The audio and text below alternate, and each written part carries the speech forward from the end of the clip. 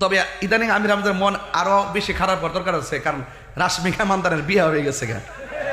এলাকায় দেখছি যে অনেক পোলাপান লেখতেছে, কানতাছে, বিভিন্ন এডিট মেডিট করছে, বুঝতে পারছি আমি। আরে বেটা বিয়া, মন খারাপ করিস না বাবা, বুঝছ না?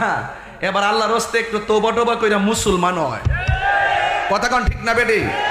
আর আমার ব্যাপারে আপনারা চিন্তা করেন না, আমি যেহেতু হক কথা বলি, যত মামলা করুক, আমার সামনে আসলে আমাকে জবাব দিয়ে আমাকে ধরতে হবে।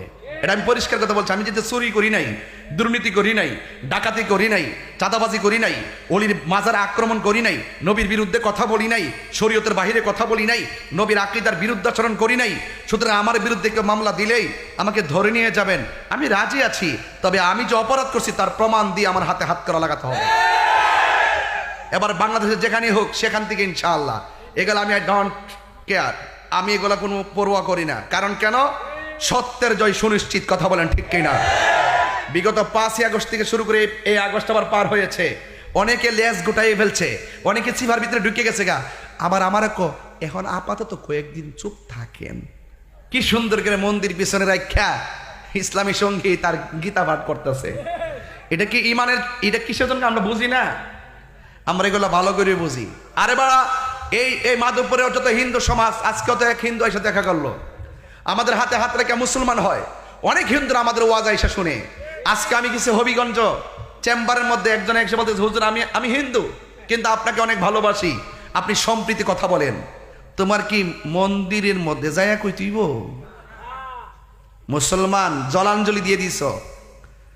বরং হিন্দুরা আরো এটা ডিস্টার্ব মনে করে, ঠিক কিনা বলেন?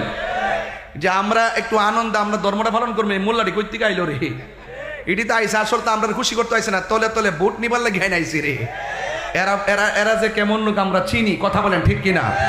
এখন আপনি যদি নবীকে বুঝতে চান, আল্লাহ, যদি আপনি হক বুঝতে চান, যদি আপনি আল্লাহকে চিনতে চান, যদি আপনি রসুলুল্লাহকে চিনতে চান, তাহলে ওলি আল্লাহর দরবারে যেতে হবে। কার দরবারে যেতে হবে? ওলি আল্লাহর দরবারে গেলে সত্য কোনটা সেটাও বুঝবেন, অসত্য কোনটা সেটাও বুঝবেন। ওলি আল্লাহর দরবারে গেলে এই সমস্ত ধোঁকাবাজ যারা, মুখোশধারী ধোঁকাবাজ।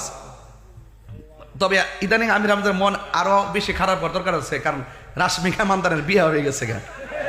এলাকায় দেখছি যে অনেক পোলাপান লেখতেছে, কানতাছে, বিভিন্ন এডিট মেডিট করছে, বুঝতে পারছি আমি। আরে বেটা বিয়া, মন খারাপ করিস না বাবা, বুঝছ না? এবার আল্লাহর রাস্তায় একটু তওবা টওবা কইরা মুসলমান হয়, কথা কোন ঠিক না বেটি? আর আমার ব্যাপারে আপনারা চিন্তা করেন না, আমি যেহেতু হক কথা বলি, যত মামলা করুক, আমার সামনে আসলে আমাকে জবাব দিয়ে আমাকে ধরতে হবে।